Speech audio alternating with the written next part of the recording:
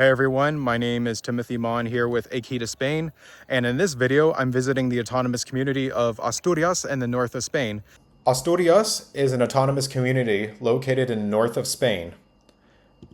In this episode, I'm staying in Gijon, the port city in the very north.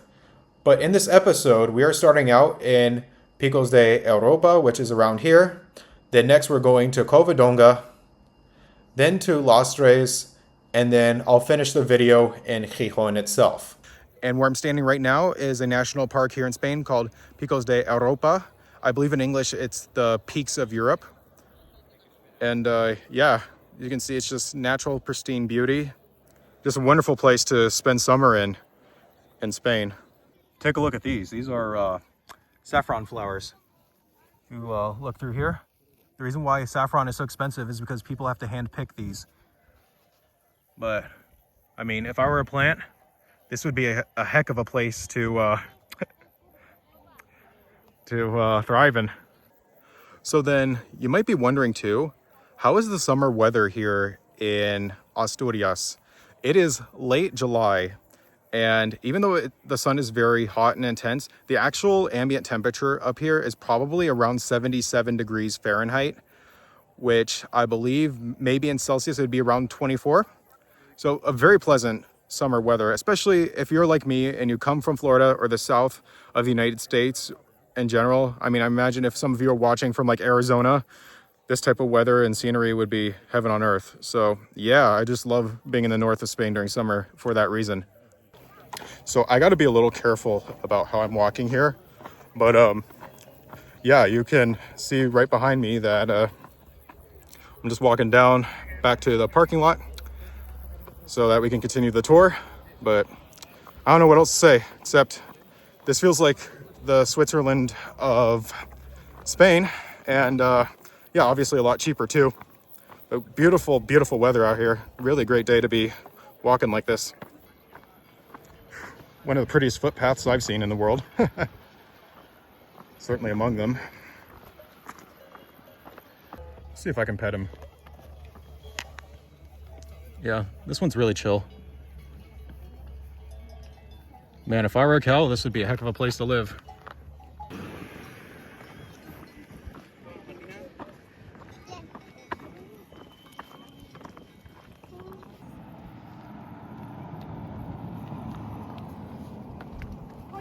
But that's just what's so cool about this national park too, is that you'll sometimes see cows just walk right past you. And they're very friendly too, they're domestic. This is the town of Covadonga just outside the entrance to the national park.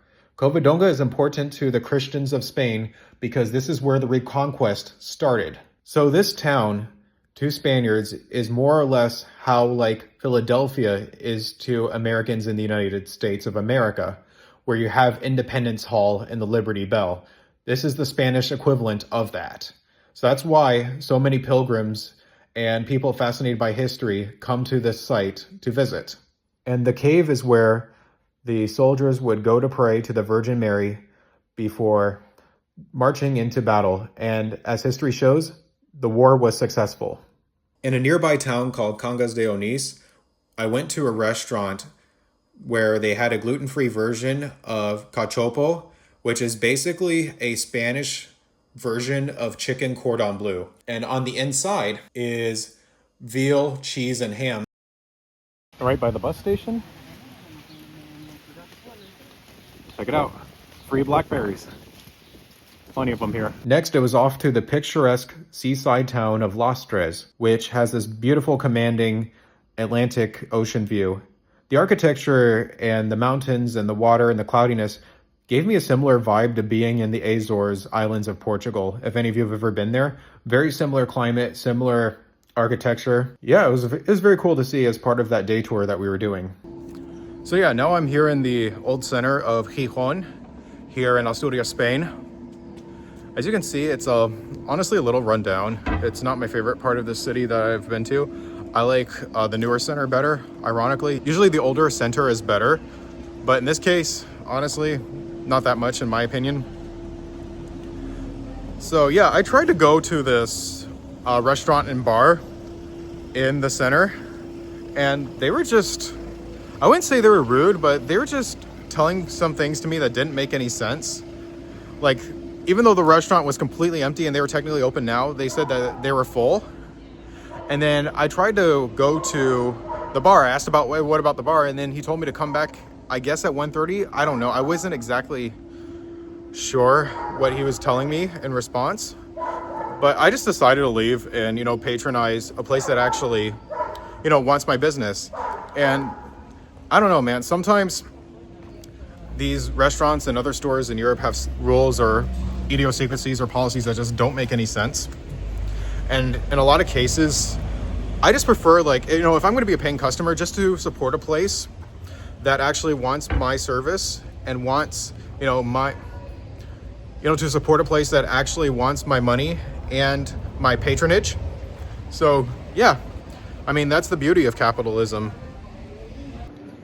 And what's interesting is that here in Spain, sometimes when you go to the coast, they'll have like these herbs that grow in the rocks or like on the side of cliffs.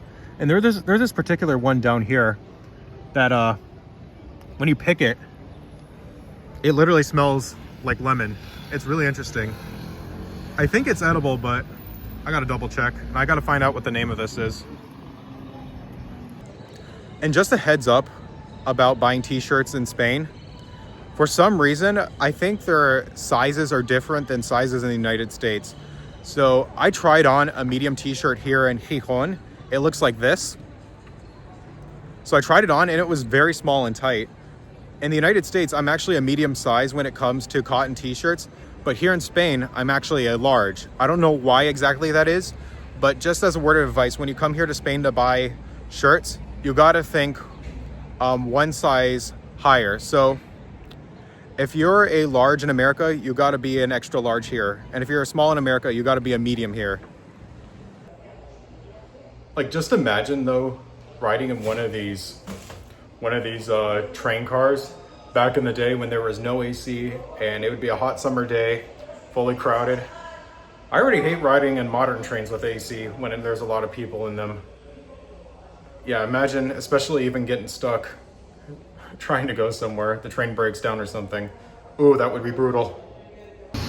So I just finished up at the train museum, and right over here is the beach. So let's go right over. So I'm at the beach, and you can see, like, right behind me that unfortunately today there's a lot of seaweed, and it's also just kind of cold to be swimming in today. Even though it's towards the end of July, it's only 69 degrees out with a breeze and it's overcast. A couple days ago, it was actually decently warm. It was like 81 and sunny. So the beach was a lot busier, but today it's not busy, as you can see.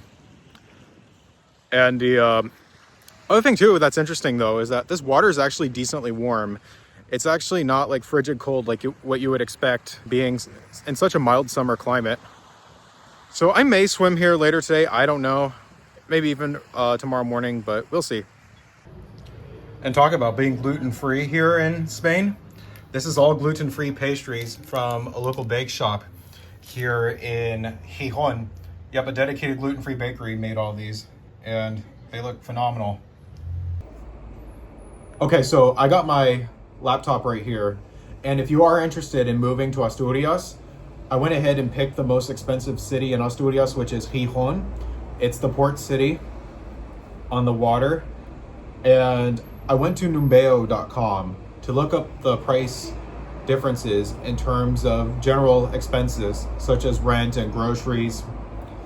It said overall that the cost of living including rent in Gijon is 30% lower than in Gainesville, Florida. Gainesville is where I'm originally from. And restaurant prices in Gijon are just under 16% lower than in Gainesville, Florida. So let's do an example here. So what I find interesting is that one of the things that Numbeo compares is the cost of public transit, which frankly, outside of the University of Florida, is absolutely comical in Gainesville. Because Gainesville is very car-centric outside of the university campus. If you've ever lived there, you'll know what I'm talking about, or if you've ever been there, as are most American cities, unfortunately. So it's funny how The monthly public transport pass on Numbeo is $63.15 in Gainesville, whereas here in Gijon it's $34.38. By comparison, where I live in Valencia, my monthly pass is roughly $20 per month for public transit. And that's like probably one of the best things I can say about living in cities in Spain, is that you almost never really need a car to get around. So what I also find interesting on Numbeo is the cost of utilities. So mobile phone plans in Gainesville average around $52.57, whereas here in Gijon it's $15.55. That's about right, because what I pay for my fiber internet in Valencia is around, I want to say, give or take $27 per month. And for my mobile plan for my American iPhone, where I have a second Spanish phone number from Simio, that's around $12 per month. So yeah, your utilities in terms of telecommunications here in Spain are just going to be much cheaper than in Gainesville for some reason. I don't know why that is. So yeah, overall, I'll give you an example in terms of rents. So Gainesville, Florida, if you want to rent in the city center, according to Numbeo, it's $1,664, give or take. So $1,664 for a monthly rent for one bedroom in the city center. I don't know where the city center of Gainesville would be. It's kind of sprawling. But here in Gijon, it would be the equivalent of $916.90 per month. That sounds about right for one bedroom. And if you are bringing a family, a 3-bedroom apartment here in Gijon, it would be $1,470.86. And then over in Gainesville, if you wanted to live, I guess, near the university or wherever, it would be $2,776 roughly, give or take monthly. And that's not even including, the utilities in that rent. Now, of course, what I need to say is that the average salary in Gainesville is, of course, much higher than in Gijon. That's generally the case of the United States compared to Spain, is that the average American salary is much higher than the average Spanish salary. And part of it is, yes, because of the cost of living in the United States versus Spain, but also because of work culture and work opportunities. So I hope this video was helpful and informative about visiting Asturias or wanting to move to Asturias. I hope you like this video, and if you want more content, please subscribe. Until next time, adios. Bye-bye.